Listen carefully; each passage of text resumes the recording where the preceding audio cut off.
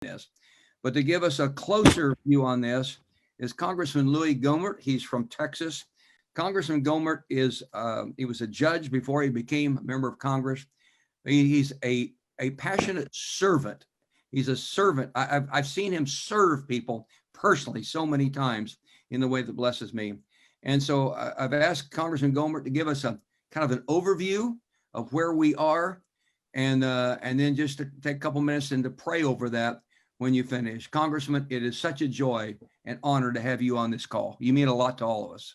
Well, thanks so much, Jim, and especially those words coming from you are quite humbling, and I'm very honored. But as I know well, and I got to say, I think Stephen Curtis Chapman expressed my heart. If the truth were known and light were shown on every hidden part of my soul, most would turn away, shake their heads and say, he's still got such a long way to go. If the truth were known, you'd see the only good in me is Jesus. And anyway, that's really the truth about the country as well. That's been the good. And I never dreamed that I would see a day when the United States government or state governments or local governments would say, we're in a time of absolute turmoil. There's a plague that's beset against us.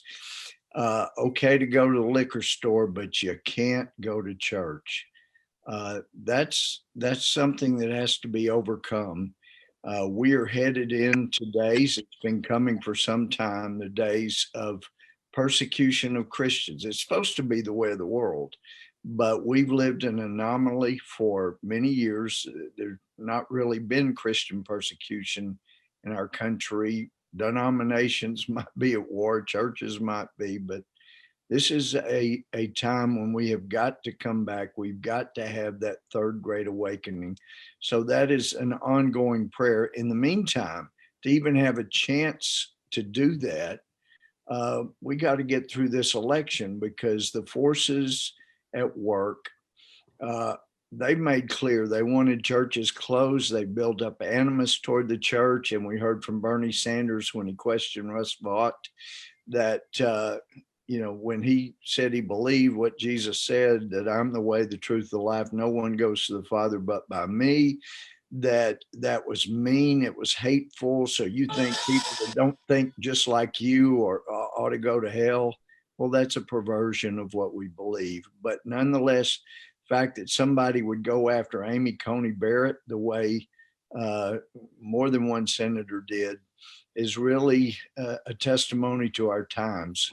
So we have got to humble ourselves, and God, he's been so much more merciful than I would have ever been as a judge. If somebody had belittled and maligned me in front of me the way we have God, I don't think I could be as merciful as God has been. So let me tell you some things that are going on. I know. And by the way, dear friend is Robert Jeffress, and I talked to Robert today. It's all over the media that he's called Biden the president-elect, and he's saying we need to give up, and that was not his point at all. And he never said Joe Biden was president-elect. He told me he'd been misquoted. He wants every effort to make sure this is a fair and just election. But we do need to be about fighting for truth and for honesty and the legitimate outcome of this election. And if it's the will of the American people, once we get down to the actual legitimate votes that Joe Biden, and I don't know, maybe it's inappropriate, but I keep calling him the cellar dweller, but if he is to be president, then we will pray for him. But I don't believe that's the outcome of the votes right now. And I've just got some notes here about some of the things going on. I was in Philadelphia there. I wasn't allowed into the convention center, so I was outside for many hours. But they got a court order to force them to allow poll watchers in to watch them count. And even after they have served with the court order, the people there, they allowed them in and then they moved everything back so they still couldn't see things. But in any event, Michigan, people, a lot of us were shocked. It was going all in for President Trump, and the people there that had come out in favor of President Trump seemed to be overwhelming. And yet there's a current lawsuit that claims that there were 40,000 fraudulent ballots pumped through just through Detroit. And this lawsuit in Detroit that was filed November 8, it alleges that fraudulent ballots in the tens of thousands, plus other illegal election tampering occurred. And it is in Wayne County where Detroit is. And there's been another lawsuit filed alleging voting crimes and irregularities. Now, when I say alleging, as I told Fox News earlier today, and I told Newsmax just shortly ago, when these people say these allegations are unfounded, there's nothing to them, there are sworn affidavits, there's sworn testimony, and that makes them not unfounded. That is evidence. It's evidence a court must consider. Testimony under oath has to be considered if it's in the first person, and there are some hearsay exceptions, but these are not unfounded. The allegations that are being made across the country. In Arizona, there have been some improprieties that people there are trying to get to the bottom of. I've also spoken multiple times this week with the attorney in Atlanta heading up that litigation. And there's litigation that's being filed in different places where they have founded allegations, not unfounded, but founded allegations with sworn evidence to support them. In Pennsylvania, that it was on its way to being a big win for President Trump. Giuliani has indicated we are now up to a count of about 650,000 ballots that are unlawful ballots that were cast in Philadelphia and Pittsburgh. He said there's no doubt about the fact that they are unlawful. He said what's being said in the mass media that we have no evidence is a complete, absolute lie, just like they've been lying for years. And let me tell you, over a year ago, I took information from a Dallas group that has some former Intel people. They've been working with a group in Dripping Springs that has some former NSA people. They know what they're doing. And they had found crimes that were committed in 2018 in Dallas.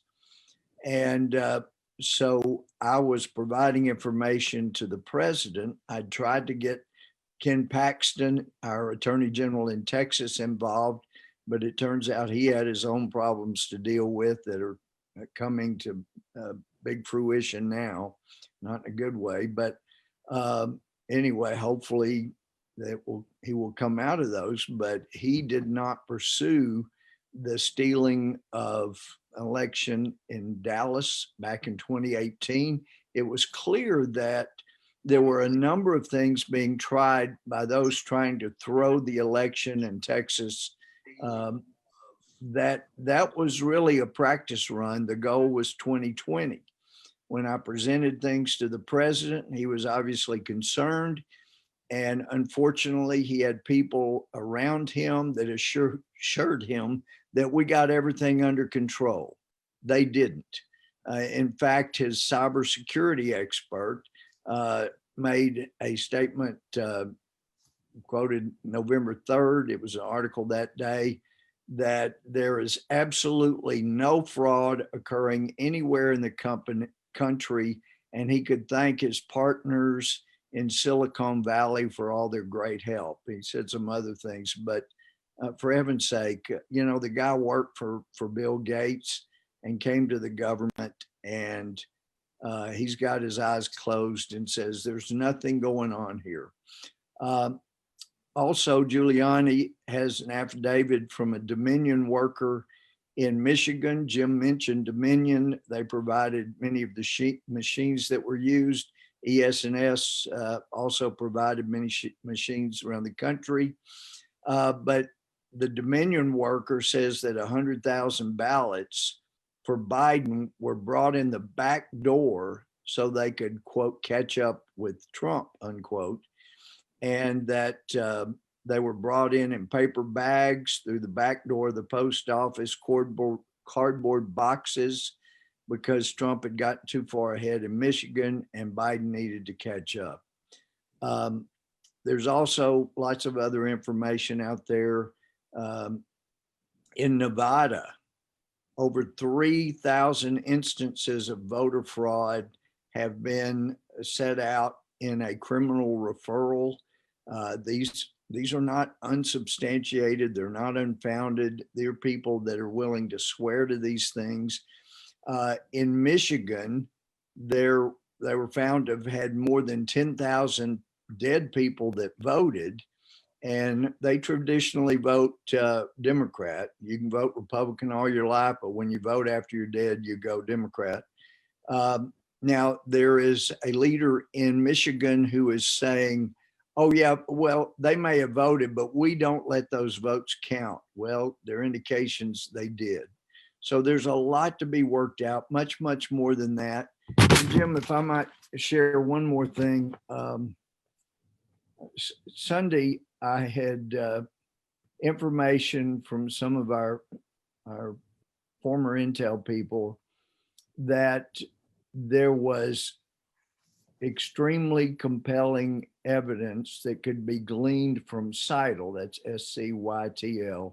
That's a company headquartered in Barcelona, Spain, that was responsible for aggregating all the information from all the machines and whatnot.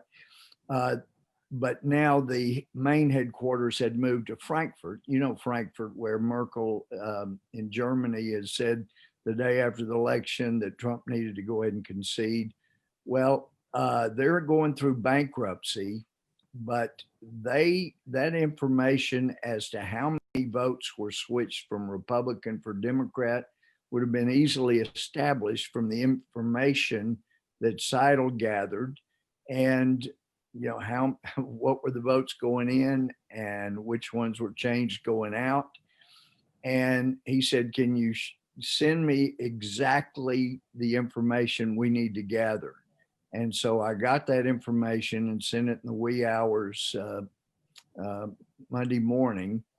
And before he would have had a chance to make a request to get any of that information, it turns out I don't know the truth. I know that there was a German tweet in German saying that on Monday, U.S. Army forces went into Scytl and grabbed their server. There's some that believe this is the U.S. intelligence that manipulated all this in order to cover their own rear ends. But it's a little disturbing to just contemplate how corrupt the government has gotten with the whole Russia hoax, the framing of Mike Flynn, and so many others, Carter Page, Papadopoulos. So this is a desperate time for our country when those that are entrusted with the most important job in preserving this country as a free country are corrupting it.